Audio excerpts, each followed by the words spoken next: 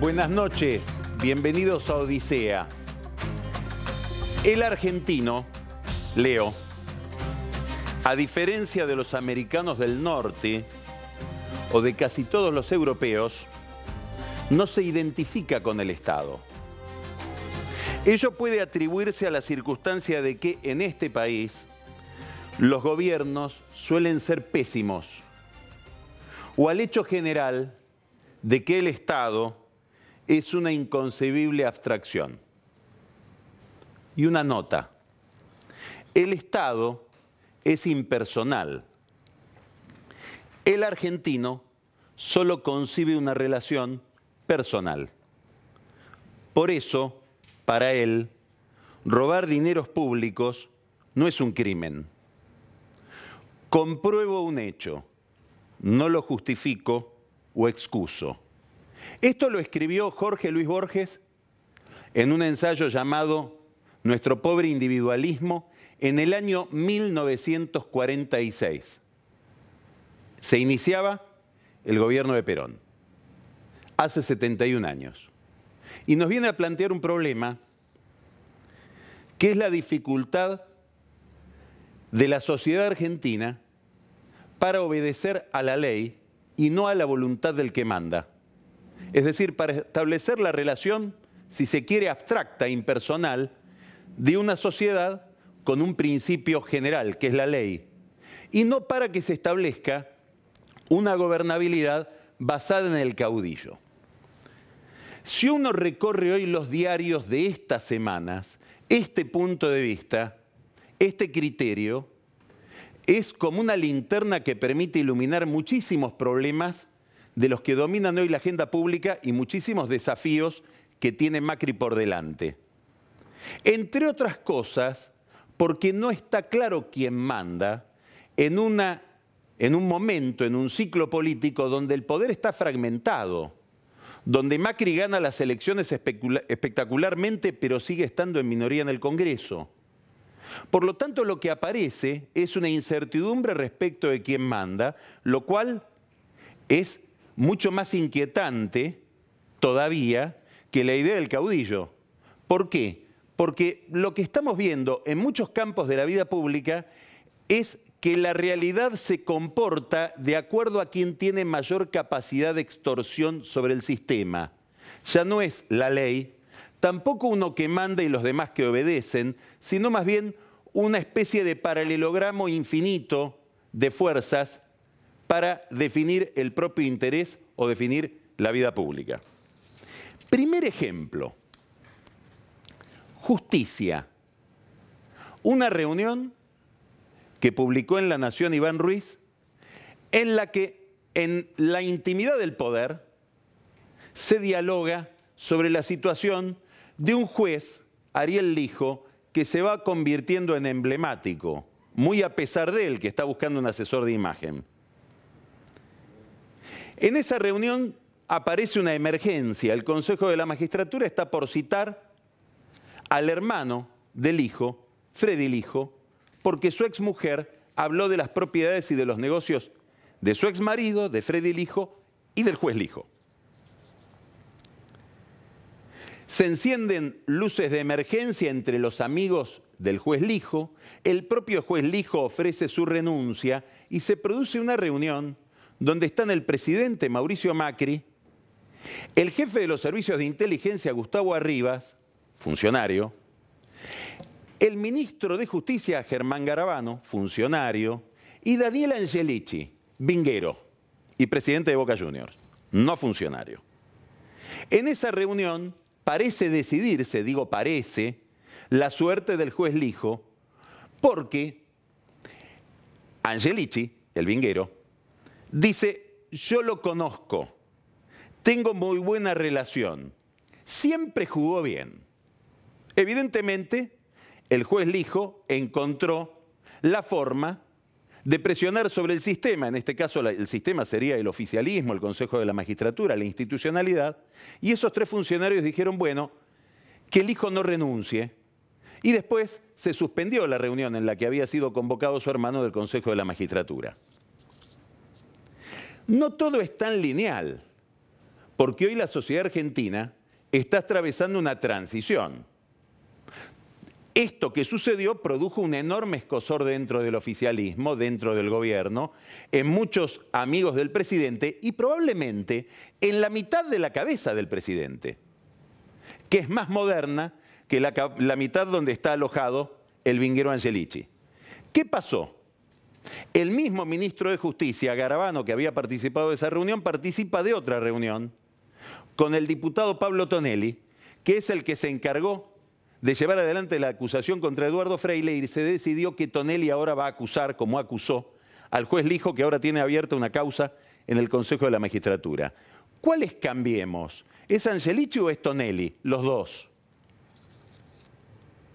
Segundo ejemplo para examinar la realidad argentina de hoy a partir del escrito de Borges de 1946. De golpe emerge un fenómeno que estaba en penumbras, emerge por una vía no querida, la violencia, aparece una reivindicación ancestral, textual, mapuche, un grupo violento que se envuelve en la causa de reivindicación de los mapuches y decide tomar un sector de parques nacionales. Se resisten a la fuerza de la ley ejercida por la prefectura y después se resisten a la fuerza de la ley ejercida por el juez, que tiene que ir a ver si la prefectura actuó correctamente al reprimirlos por la vía armada o si en realidad se excedió en esa represión y comete una falla institucional. Le cuesta al juez intervenir porque ese sector de parques nacionales es tomado como territorio sagrado. Instituto, el de territorio sagrado, que conocimos en el caso Maldonado. También ahí había un sector del territorio argentino que se sustrae al imperio de la ley y del Estado porque es denominado por un grupo de habitantes como territorio sagrado. Hay una curiosidad. Ya no es una estancia de Benetton, ya no es una estancia de Lewis, es parques nacionales. ¿Y por qué? Muchos conocedores del terreno dicen porque Lewis, Benetton y los grandes propietarios de la zona ya armaron su propia seguridad privada a la que los mapuches temen más que a la seguridad del Estado y de la ley. Es decir, también los grandes propietarios desconfían del Estado y recurren a sus propios métodos para llenar el vacío que el Estado deja. Desde un sector del gobierno, el Ministerio de Seguridad, se nos presenta a la RAM como una especie de movimiento prototerrorista o con tendencia al terrorismo, por no decir terrorista. Por lo tanto, lo que correspondería es reprimirlos. Desde otro sector del Estado, la Secretaría de Derechos Humanos, se los considera como grupos excluidos, con los cuales corresponde negociar.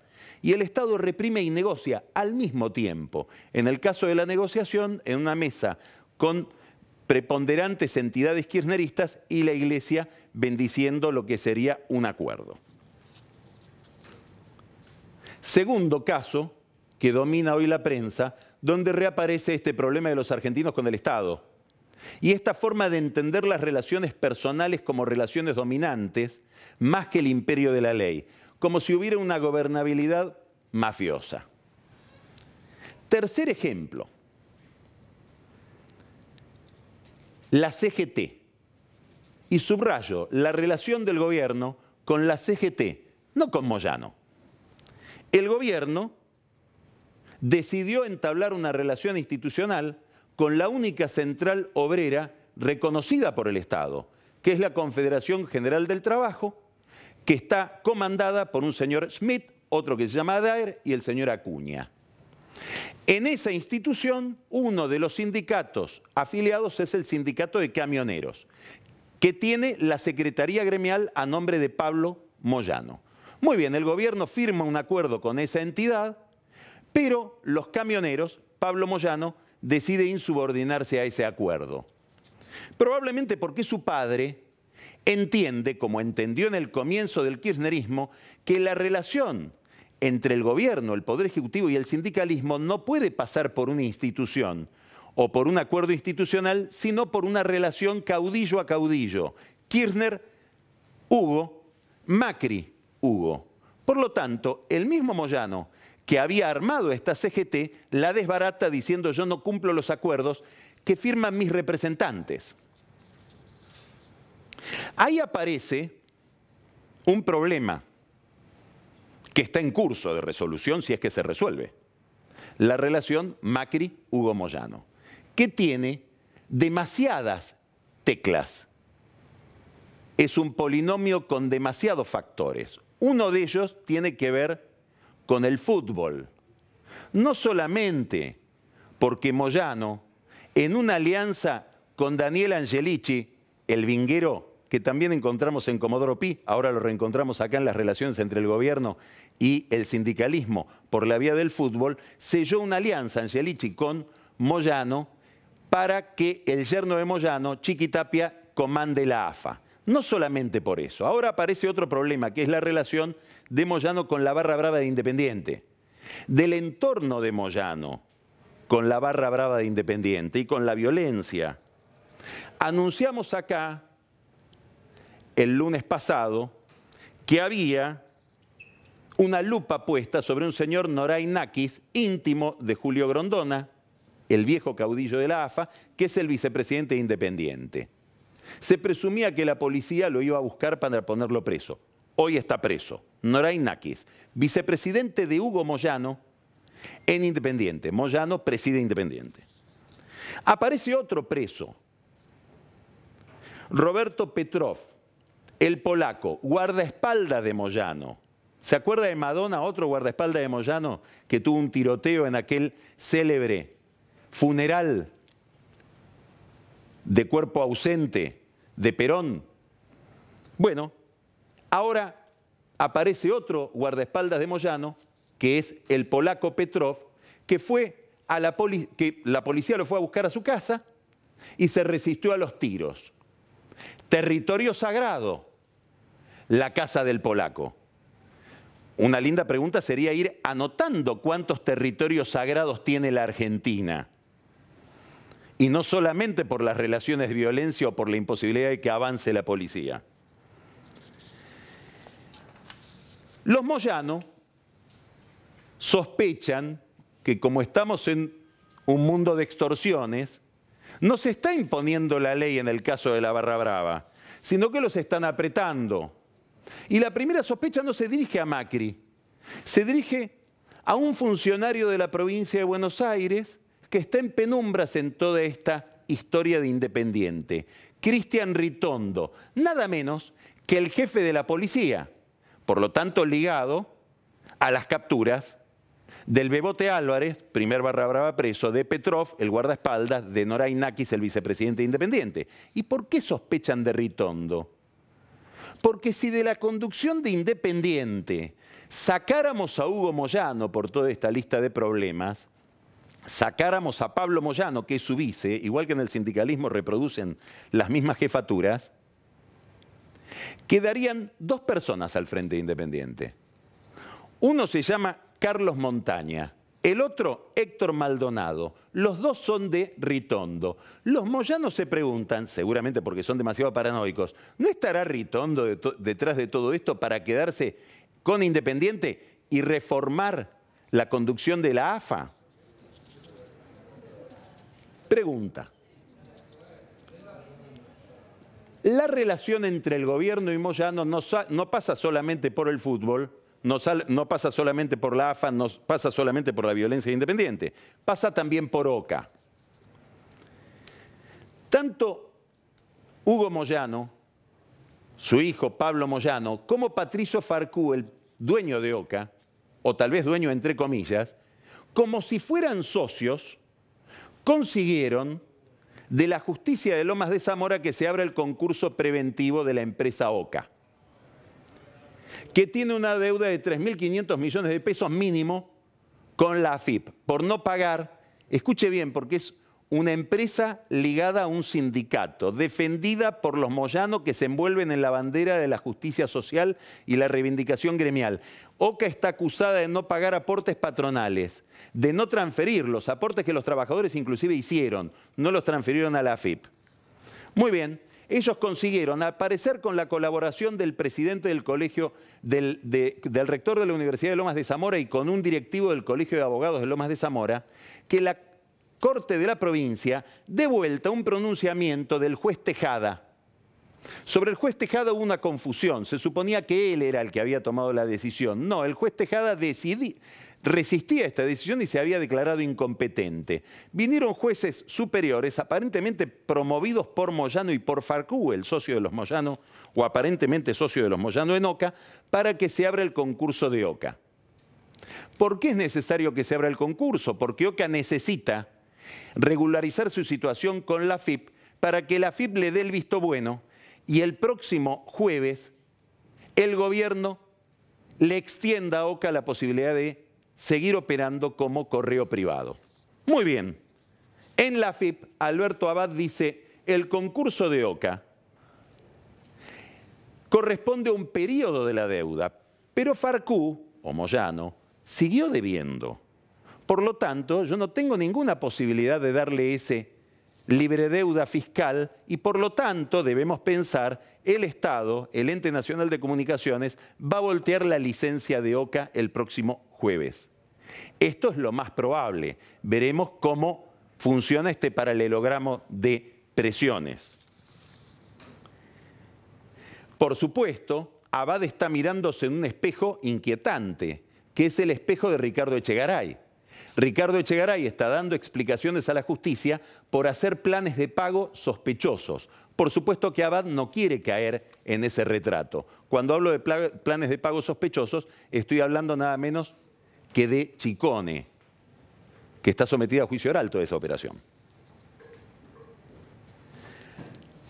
Vuelvo al comienzo. Macri no selló un acuerdo con Moyano, selló un acuerdo con la CGT.